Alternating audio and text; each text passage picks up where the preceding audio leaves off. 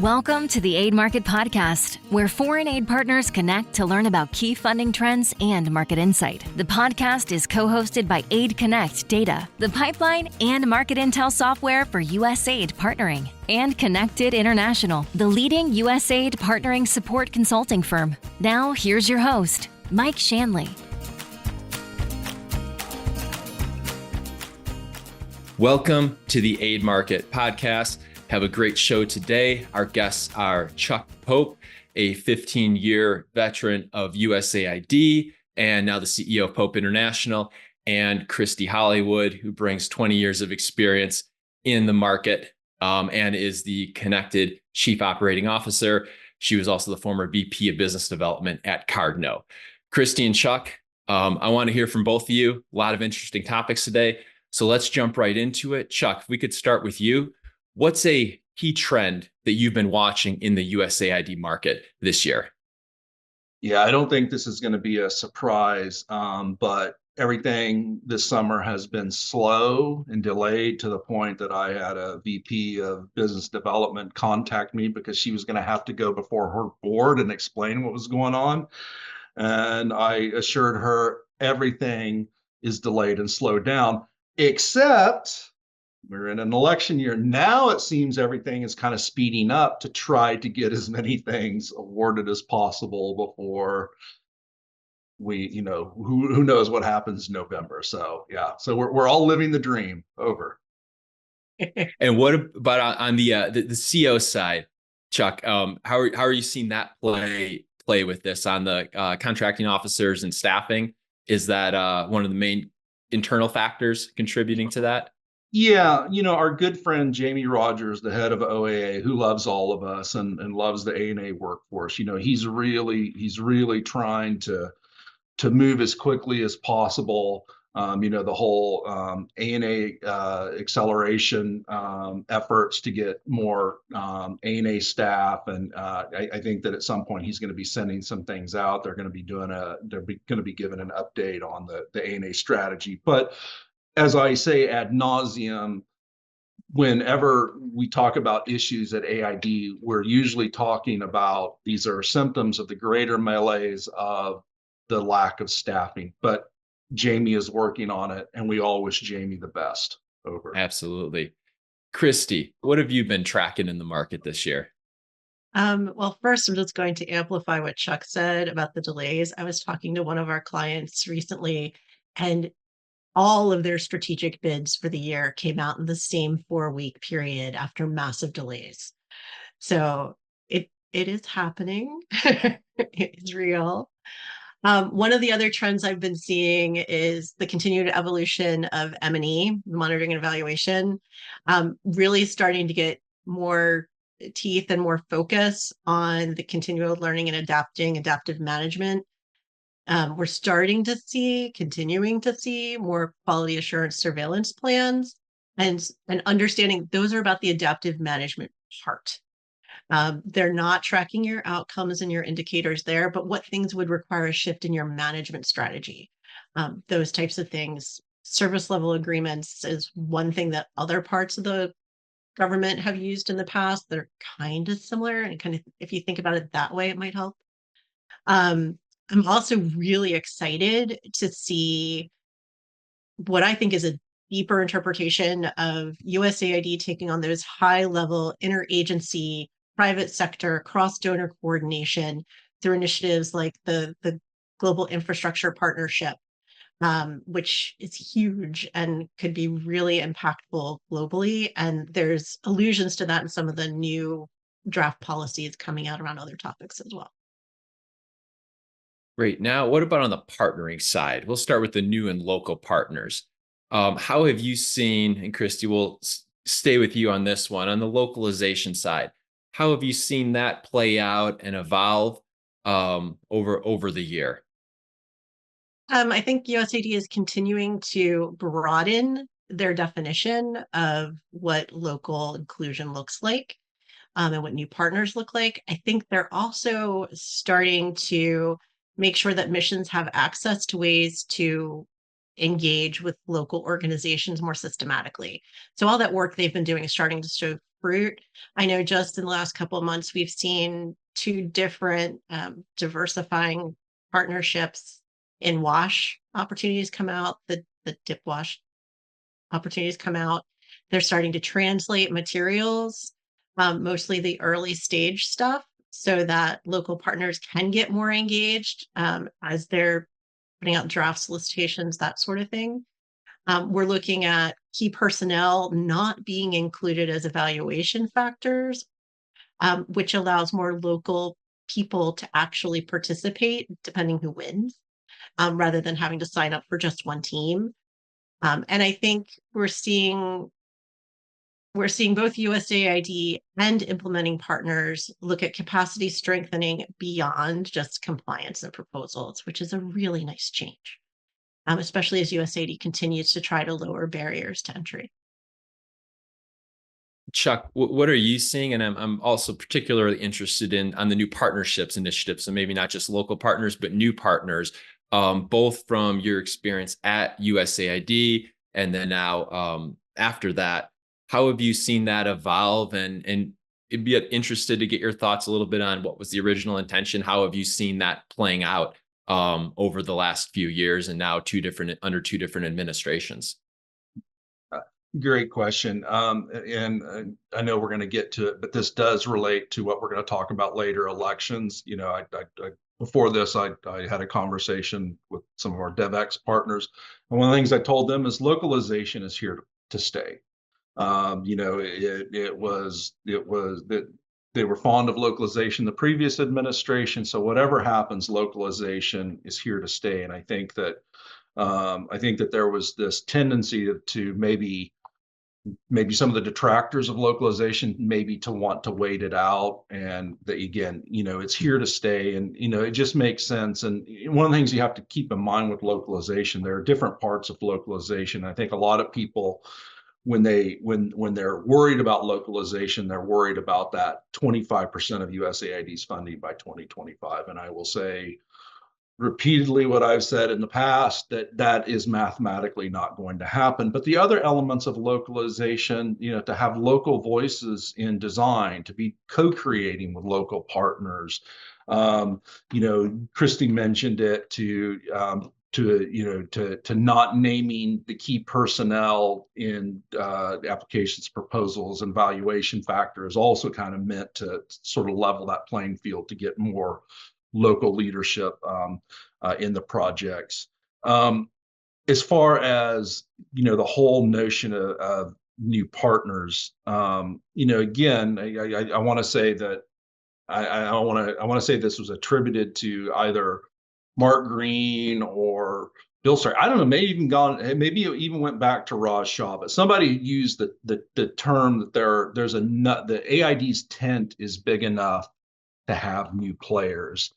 And so, you know, again, one of the approaches that I was a proponent of when I was at the agency, that I'm still a proponent of, is using fixed amount awards. And last fall, AID commissioned a white paper, and it was done out of OAA, I believe PDT, to sort of do some myth busting on fixed amount awards. And I hold that for first time local recipients, a fixed amount award, you know, is perfect. So again, localization is here to stay. It makes sense. And, you know, I think that people are getting behind it, and they're trying to find more ways to work with local partners, which is good for all of us. And what about on the new partnerships initiative? Where are you seeing it? New partners, it's easier for them to work with USAID? Is it more just there's a greater openness now to hearing a new idea rather than just putting the trusted partner or the name brand partner on your proposal? And then after this, Christy, I'd love to hear your thoughts and actually on the tactical side, as we work at Konektid with so many new partners working with USAID, both in Europe and around the world. What you're seeing in terms of, are they successful getting in, and maybe what are some of those continued barriers to entering the market? I mentioned this earlier that that Jamie Rogers and I had traded some messages, and I promised to do a few plugs for him. And one of Yeah, the things Chuck, he go for wanted it. to He's a friend of the show, so he's please, a yeah, friend of all share of what us. you and Jamie were chatting about. So one of a few things he wanted to remind the audience about, again, the work with USAID portal, which is wonderful. But the other thing, kind of specific to your question, Mike, is the AAPD on the 2 CFR changes. And so one of the major, there are many updates to 2 CFR, but one of the major updates was raising de minimis from 10% to 15%. That will be extremely helpful to local partners who generally do not have the resources to go through a full-blown NICA process. So one of the things that Jamie commissioned was basically an early, basically giving AOs the option to go ahead and adopt these changes. So Administrator Power, Jamie, AID, they are serious about lowering the barriers to entry and also working with their own bureaucracy to educate them on, hey, here are all the techniques you have to lower the barriers to entry. So USAID is serious about having new entrants, and they are taking just the steps that I just mentioned. They are taking those steps over. And you've seen that in both the previous and the Trump and the Biden admin under Green and under Power.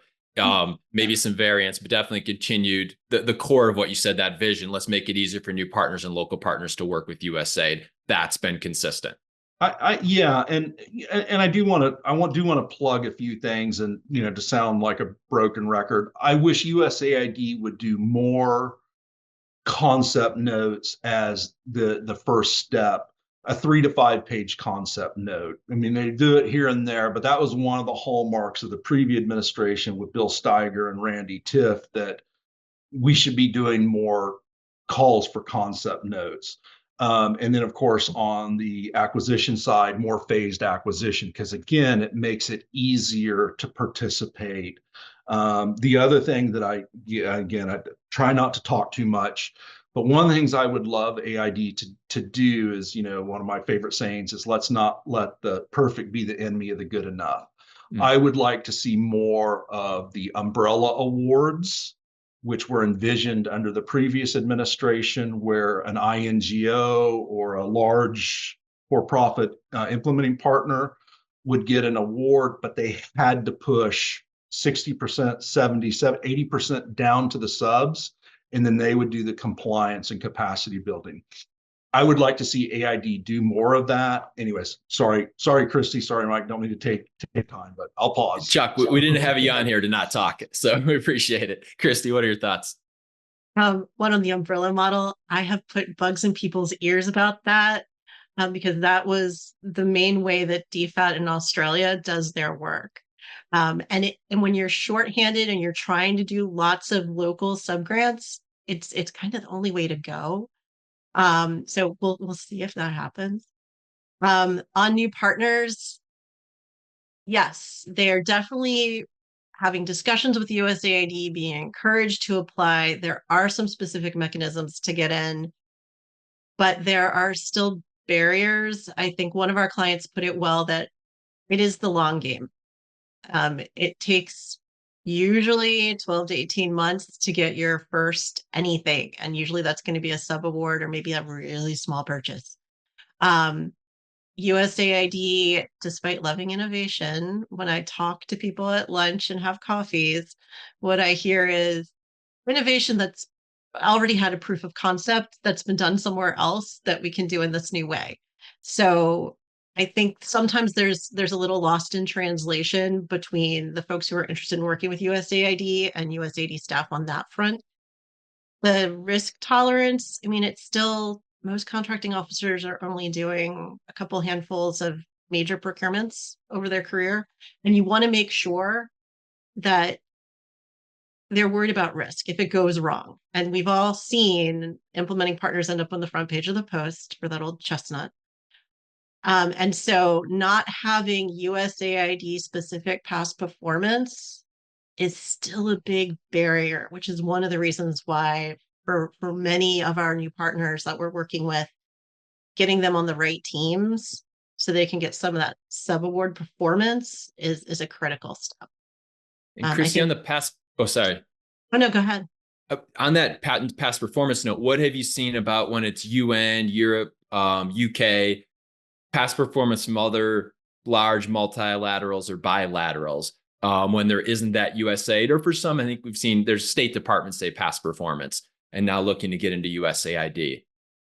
If the outcomes on those past projects directly align to the outcomes that USAID is looking for, and you can talk about how the methodologies are adjacent to what USAID expects, then you're usually fine. But it's a little bit of a needle to thread. And really working with folks to get into the how are they actually implementing their projects now? How does that align with norms for USAID? And what can we position as innovation, new ways of doing business versus this is a scary, weird thing that doesn't really fit in the box? I think that's something our consultants are great at helping folks work through. Yeah. And I've always thought of innovation in terms of USAID really likes to scale up proven solutions that are innovative, but might have, gone through the pilot process. And I just had a call with someone a couple of weeks ago, a venture-backed firm. He's talking about how they're a great fit for USAID, and they were a good fit for USAID. He's like, we got enough runway for 4 to 6 months. Can we close some deals in that time? And I was like, this isn't the market for you. Well, let's talk. I said, let's talk when you have 12 to 24 months to close this. This is not, let's throw a proposal out there and maybe we win, maybe we don't. This is, we're entering a new market. Let's put, some proper resources into it and make sure you have senior level buy-in for the decision. And I think some of the other things that really surprise people are that de minimis. I'm like, we're finally catching up with where US philanthropy went, 5-10 years ago, to kind of have more of a sliding scale and actually cover normal overhead costs for the smaller organizations. And then as well, thinking through capture. Most other donors include that design phase in their bids. And so letting new partners know that if they're not already on the ground in the same context doing similar work, they're actually going to need to invest a lot upfront, even if it's a concept note, because most of the concept notes now require at least a summary budget, which means they have to actually do the full build up on the back end. Chuck, any other thoughts on that? Otherwise, I want to get some thoughts on how the established partners are working and acting these days. I have nothing to add. Christy, wonderful job as usual. Let's get right into that. So the established partners, how do you see them operating? Where are they investing their resources? Focusing on being more locally led, internal process improvements, AI, hiring, not hiring, working more with consultants, working more internally, moving operations around. What are you seeing there, Chuck, in terms of the operations of the established partners? Almost every conversation that somebody wants to have with me has to do with BD. Everybody seems to be concerned with their piece of the pie. So of course, local partners, they just want to get their foot in the door.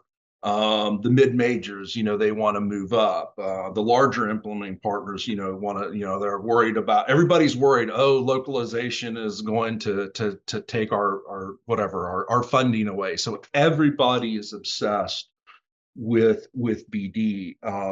And then sort of, along those lines, I do see organizations, and I said this earlier on the DevX call. So it's great to have your passions. You should have your passions, but you also need to learn how to message things. And so I will tell you, and I for reasons we can all appreciate, I shouldn't name them, but there were some organizations that moved quicker and better when it came to embracing localization. And then now there are organizations that are trying to catch up. And is it too late? Or is it, but most people have gotten that memo, that they do need to change. As far as, again, consultants or not consultants or operations, I think that I think that you could lump it under, you could explain it however you wanted. Having your office operations closer to the projects as opposed to a large office on K Street makes sense programmatically, and it also makes sense from a budget standpoint. Mike, I don't believe that Konektid has an office. Is that correct? You don't have an office, right? Team works remotely. Yeah. We do have offices, but we work remotely, Chuck. Yeah. So Pope International has no intention to ever have its own like big office or something like that. So what's interesting about entering the space right now is, some of these things that people felt like they had to do 5 years ago, we've moved past that. In fact, I don't think that AID likes to see a nice, shiny, big office, in DC these days. So, the other thing that I'm seeing a lot that I really didn't notice when I was an AOCO, everybody's teaming up. Everybody's got all these, and I think that's great. Again, all these relationships are great.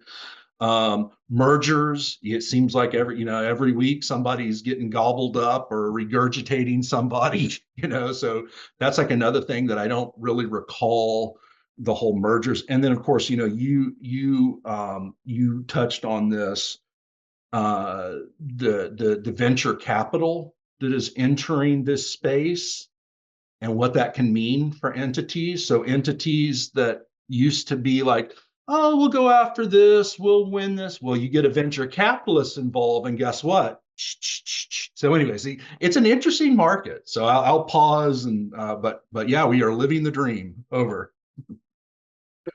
Christy, what are your thoughts? I'm just laughing because I worked for a venture capital owned firm for a while, but I'm not going to talk about that. There's a lot of education both ways. So I think what I'm seeing from established partners, again, the process streamlining, trying to figure out how they can kind of cut some costs out of the system. Lean Six Sigma appears more often than I used to see it. Really seeing, as Chuck was saying, putting folks closer to where the action is. So project management units, business development units being regionally based, if not actually locally based, where they have a lot of projects, and can continue to grow that. Technical stuff, a lot of the hiring is being done locally now, not out of headquarters. And I think that kind of fits the vision that USAID has for the sector, as we continue to grow. I think you also asked about AI, if you want me to talk about that. Yeah. And just operate internal investments. Yeah. So what are you seeing there? So there are a couple large implementing partners that we've heard have been building their own AI engines internally to do things like quicker, easier, more nuanced searching when they're doing recruiting, for deeper dives into their past performance and outcomes. Those sorts of things are really useful and build on a lot of existing systems those large players already have. What we're not seeing as much of is kind of that mid-size, small organization building out their library around an AI system. Although there are things out there doing that, but we haven't seen that uptake in the USAID sector as much as I'm hearing is happening elsewhere in the federal sector.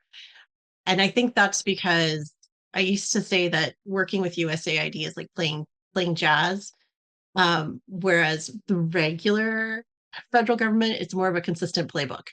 You're doing the same thing over and over, whereas you're improvising a lot more on every single bid with USAID. So the writing is still mostly being done by subject matter experts and technical writers.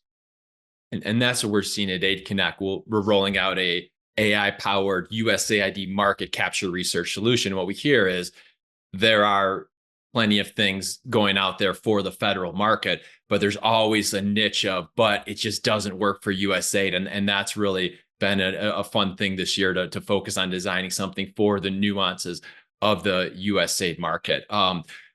With that, let's move to elections. We were originally going to have this this podcast episode, I think in July, and then we decided to wait till after both conventions. I think we have a clearer picture. Who knows what'll happen the next 2 months, but would love to, maybe Chuck, we'll start with you. Talk about first what it might, regardless of the elections, let's say we have an acting administrator for 6-12 months, which has happened in the past, what that might look like. And then of course, share your thoughts on what a Harris and or Trump, well, not and or what a Harris or Trump administration, well, there could be, that would be a huge surprise, but a Harris or Trump administration, what that might mean for the USAID market. We are living in unprecedented times. I will start my comments along those lines. We were talking about this earlier, and I said this at DevX earlier. One way or the other, there are going to be changes at AID in November. My hunch is even if the Democrats keep the White House, I think Samantha Power will be moving on. And one of the things that I said previously, having worked with political appointees on both sides of the aisle, these are extremely hard positions personally on people's families and stuff like that. So my gut is Samantha Power, no matter what happens, Samantha Power and a portion of those political appointees will move on. So that's scenario A. Again, of course, many of these initiatives that they've been working on will continue, but the real the real potential fly in the soup is we are living in unprecedented times from a geopolitical standpoint. Does China try to retake Taiwan in 2026? I don't know.